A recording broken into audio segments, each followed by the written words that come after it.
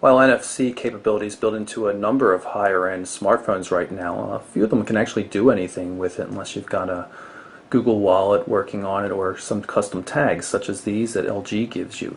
These tags, there are a number of different models, but Office Mode and Car Mode come with the Optimus 4X HD, and they allow you to quickly switch between different configurations of your phone. I've peeled back the protective cover from the adhesive on the NFC tag just so you can see the antenna underneath. This is what the NFC tag actually looks like. I'm going to demonstrate how the NFC tag works. This tag here puts the phone into office mode, so take a look at the Wi-Fi and Bluetooth there. I configured those to be turned on for office mode, so I'm just going to tap the phone on the tag. Vibrates, and you see the little toast notification on the bottom says office mode on.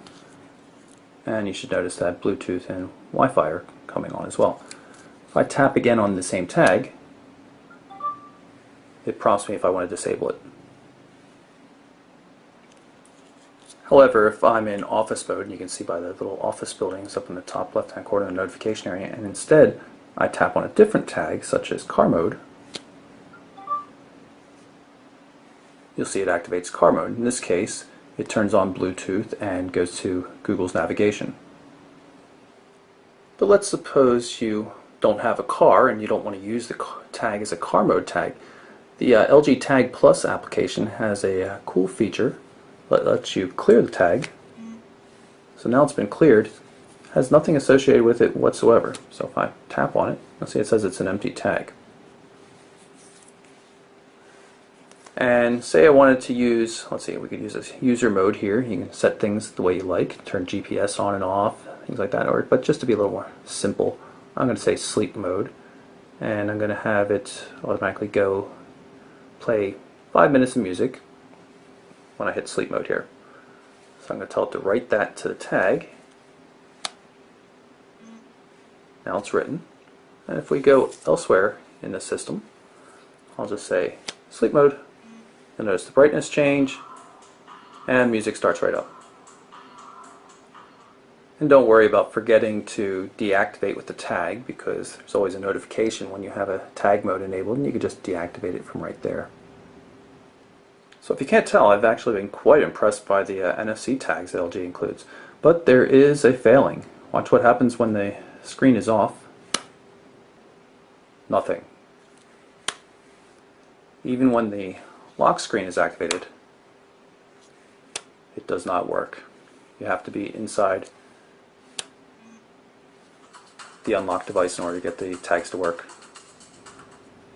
While we're here, let's clear out notification by swiping it away and go into the SMS application just so you can take a look at it. Threaded SMS. Unfortunately, you don't have access to font size controls, which is a bit of a bummer considering you have such a large display. You could certainly use a much smaller font than that. So next, let's take a look at Gmail. This is the same Gmail client you see on other Android 4.0 devices built by Google. Pull in a message here to show pictures. You can see it has HTML email support. Some controls here, as well as controls down at the bottom for, say, changing the labels, or for marking the messages unread. You can see it's still marked as unread. So let's take a look at the LG email client. You see we've got two accounts set up. Option for a combined inbox. See blue and green marked messages, so you can tell which account they're coming from. You can add more accounts if you like. Instead, let's go to one of the regular accounts though. Go into options. You can see we can change things like the number of lines shown in the preview. Right now it's set to 1. I could set it to 3 for example. And then when we jump back, see we got 1, 2, 3 lines coming in through the test message. Works pretty well. You can see some formatted text here. Attachment. Polaris Office, giving the option to read Microsoft Office documents. Another cool thing is if you go into landscape mode, if you have the phone configured that way, you can get a split screen view, which is not too bad since the device has a pretty large display.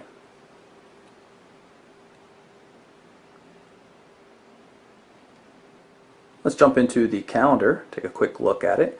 You see we have the obvious day view, week view, and agenda views. A cool feature though is if you long press up here, you can drag down the shutter and at the same time access monthly view. Unfortunately, there's no special split screen mode in landscape orientation that I can find. Let's jump into LG's web browser here. See, looks pretty standard. A regular Google page comes up. This is how you switch between pages or close out a page. Go to the mobile burn site. Everything looks nice and sharp here. If we double tap zoom, you'll notice that it pulls in a little bit too tight, just a little bit too tight to actually fit what I tapped on. Works pretty well though, nice and smooth zooming. I noticed though when I was using the Chrome beta it was not smooth zooming at all, even though it seems to work pretty well on the HTC One X. We've got HTML5 video support right there.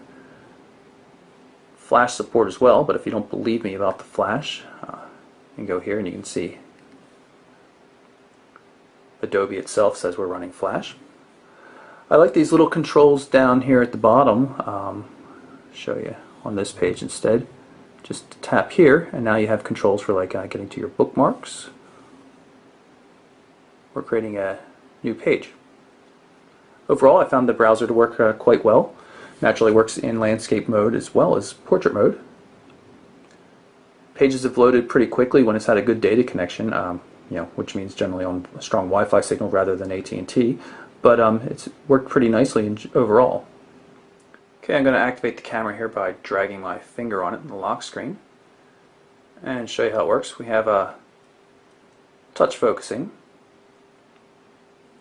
to snap pictures with the shutter button there.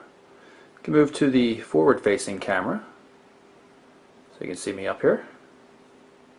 You can also record 720p video with the forward-facing 1.3 megapixel camera, although there's no autofocus. You can use this button here to switch to video mode.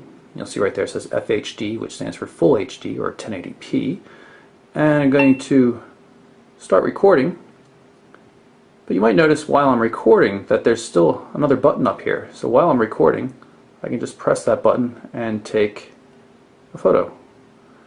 It's not as nice as the HTC One X, not as fast or anything like that, but still it's pretty cool to have that feature available. You also notice that it focuses on the fly.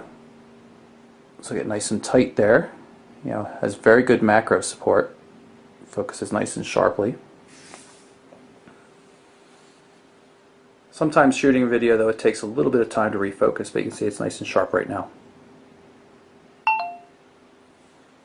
Back in the still camera so I can show you the settings. All nicely organized. A lot of different effects and things you can do here.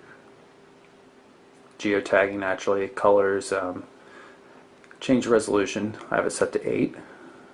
Unfortunately, you can't get to flash and things like that you would really quickly want to switch around.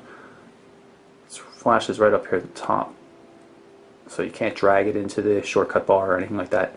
Do have scene modes, HDR mode. I found the HDR mode not to be particularly effective. It seems to recapture some of the highlights, some of the whites, but it doesn't really do much more than that, and it's significantly slower.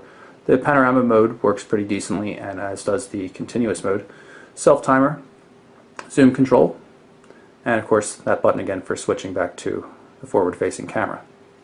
So let's pull up the contacts application. You can see here's your contacts.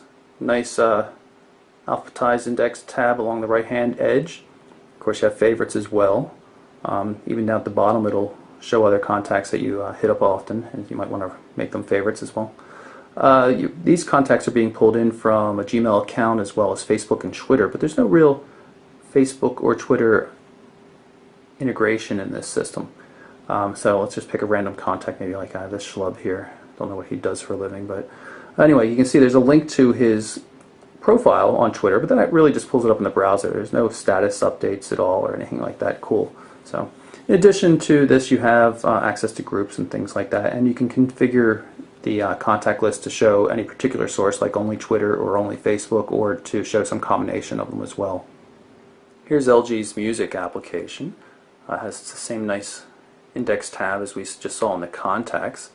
Things are organized the way you would expect: songs, albums, artists, playlists. I also like that they have folders, though, because sometimes your tracks just don't have the right ID information embedded in them, the meta information. And this allows you to get to the music tracks just based on the folder and how they're stored on your device, which I think is pretty handy. Unfortunately, there's not a lot going on in terms of cool effects or anything like that. Pull up an album here. You can see I like the background there. Play a song. There's nothing too interesting going on in terms of the way things are laid out. Even the lock screen, there's really no lock screen access to the music except through the notification area, which is something you would have anyway. So if I unlock the phone here, there's the notification controls, and so that's not really part of the lock screen itself. Navigation on this is a little clunky for me. I don't see an obvious way to get back to the library without going into the menu and picking library. Not great use of album art, and there's no cool 3D scrolling or anything in landscape mode. But the player is entirely functional. If you don't want to load up your device with music, you can always access the built-in FM radio. And while we're here, let's take a look at some of the applications that are in the main menu. See, we've got a calculator, some finance information. Google Plus comes pre-installed, as does Maps, of course. Media Home is just a simple application for accessing major media functions. Let's see what else we've got here. So the folder there, a news application. SmartShare is a DLNA client, software updates. Google Talk is preloaded. Now you're getting to applications that I've loaded myself. By default, new applications are tacked onto the end, so you have to organize everything. Does not seem to be an easy way to just say alphabetize, at least not that I've come across so far.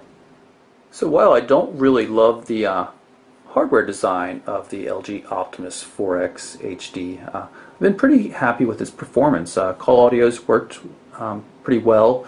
The reception strength seems to be pretty good, and all the applications load quickly and run smoothly, and I really love the NFC functionality. It's real functionality that real people can use without having to wait for some mobile payment initiative to come into effect.